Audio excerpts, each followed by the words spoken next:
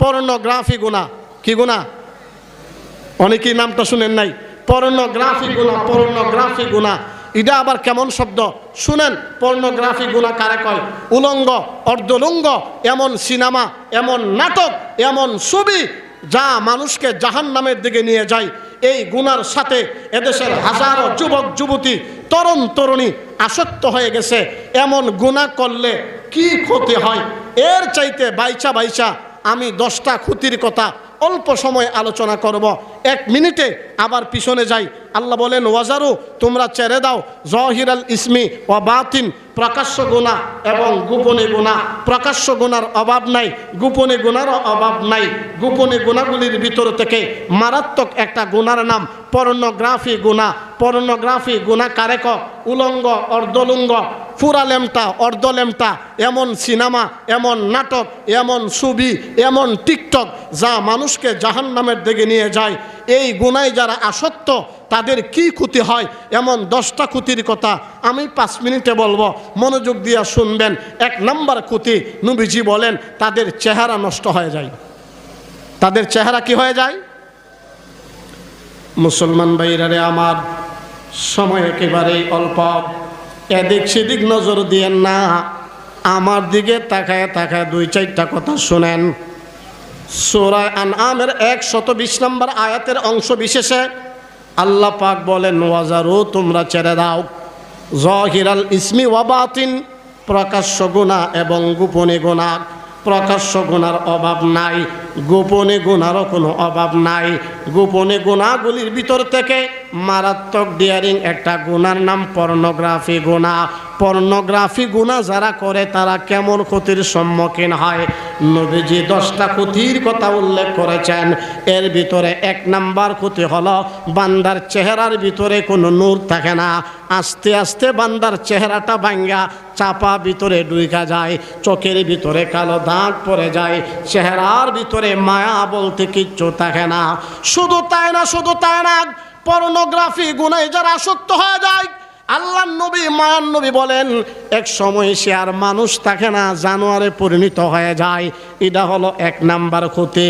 2 number ক্ষতি হলো বান্দার পবিত্র আত্মা অপবিত্র হয়ে যায়। বলেন নাউজুবিল্লাহ। আর একটু জোরে বলেন না নাউজুবিল্লাহ। তাহলে সাউন্ড না এলে কষ্ট করে ওয়াজ করে লাভ কি? এটা সমস্যার সমাধান করেন। কারণ কথা বলি যদি আপনারা কথা নাই বুঝেন তাহলে এই কথা বলার তো কোনো অর্থ নাই।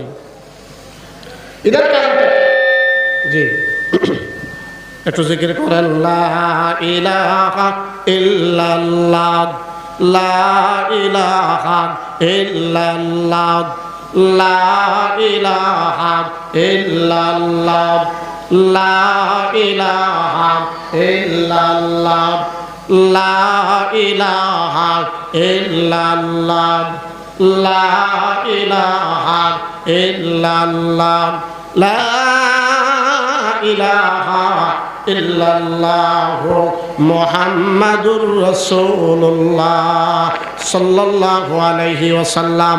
এখন কথা বুঝেননি? বলেন বুঝেন? এখন বুঝেন? হ্যাঁ ঠিক আছে। তাহলে এদিক সেদিক নজর দিয়েন না, আলোচনা শুধু আবার পিছনে যেতে হয়। পর্নোগ্রাফি গুনায় যারা আসক্ত, এদেশের হাজারো যুবক যুবতী, তরুণ তরুণী যেই গুনায় আসক্ত হয়ে গেছে, এমন মারাত্মক একটা গুনার নাম হলো পর্নোগ্রাফি গুনাহ। পর্নোগ্রাফি গুনায় যারা করে তারা 10টা ক্ষতির সম্মুখীন হয়ে যায়। এর ভিতরে 1 নাম্বার ক্ষতি হলো বান্দার চেহারাটা পরিবর্তন হয়ে যায়। বান্দার চেহারাটা পরিবর্তন হয়ে যায়, এমনকি মানুষটা মানুষ থাকে না, জানোয়ারে পরিণত হয়ে যায়। 2 নাম্বার ক্ষতি পর্নোগ্রাফি গুনায় যারা আসক্ত তাদের 2 নাম্বার ক্ষতি, পবিত্র আত্মা অপবিত্র হয়ে যায়। একজন মানুষের 3.5 হাত বডির ভিতরে সবচাইতে দামি মূল্যবান একটা জিনিসের নাম তো পবিত্র আত্মা। এই পবিত্র আত্মা অপবিত্র হয়ে যায়।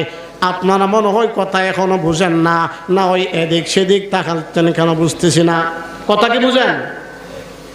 আরে ভালো করে বলেন না, আমি না ওয়াজ করলামই না, কিন্তু হযরত আয়েশা যদি আবার আপনাদেরকে জিজ্ঞাসা করতে হয় বুঝেননি, আওয়াজ ক্লিয়ার নি, এগুলি তো উনি করবে না। আমি এলাকার মানুষ, আপনারা এখন কি মাইকের আওয়াজ বোঝা যায়? হ্যাঁ,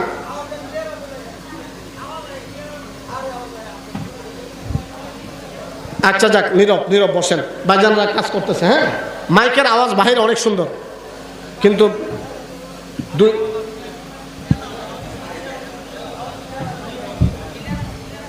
জি হ্যাঁ, আচ্ছা ঠিক আছে। টেবিলটা হলে কি হইব?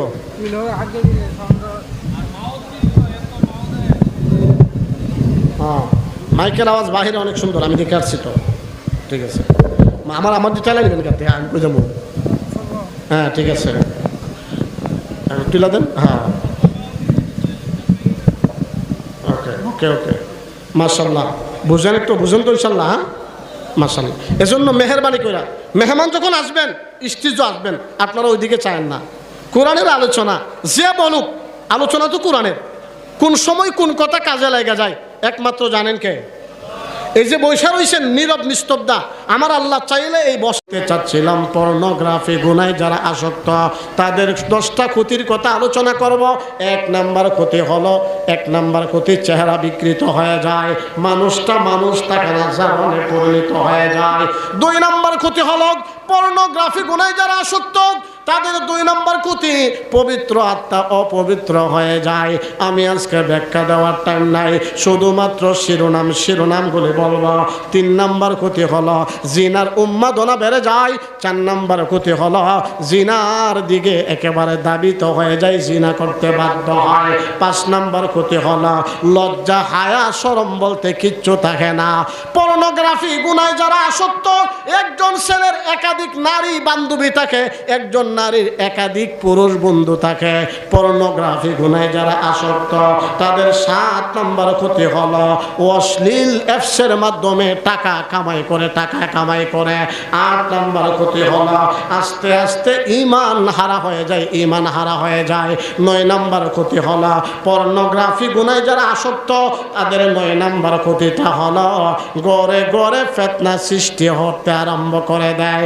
একজন বাবা সন্তানকে 30,000 টাকা দিয়ে মোবাইল কিনে দিলেন, মোবাইলের দরকার নাই, এমবি ভরতে পারে না, মার কাছে টাকা চাই, মা টাকা দেয় না, বাবার কাছে টাকা চাই, বাবা দেয় না। এই তো সন্তান আস্তে আস্তে এমবির জন্য চুরি করে ডাকাতি করে। এটা হলো 9 নম্বর ক্ষতি। 10 নম্বর ক্ষতি হলো পর্নোগ্রাফি গুনায় যারা আসক্ত তাদের 10 নম্বর ক্ষতি হলো এক সময় তাদের চরিত্র নষ্ট হয়ে যায়, আর চরিত্র ঠিক রাখতে পারে না। এই জন্য আল্লাহ পাক সূরা আনআমের 120 নম্বর আয়াতের অংশ বিশেষে আল্লাহ বলেন, তোমরা ছেড়ে দাও যাহিরাল ইসমি ওয়া বাতিন, প্রকাশ্য গুনাহ এবং গোপনে গুনাহ। গোপনে গুনাহগুলির ভিতরে মারাত্মক একটা গুনার নাম পর্নোগ্রাফি গুনাহ। এই গুনায় যারা আসক্ত তাদের 10টা ক্ষতি হয়। এই গুনাহ থেকে কেমনে বাঁচবেন? এখন এদিক সেদিক নজর দিয়েন না, 2 মিনিট আমার কথা আমি শেষ করে ফেলবো ইনশাআল্লাহ। এই পর্নোগ্রাফি গুনাহ থেকে কেমনে বাঁচবেন?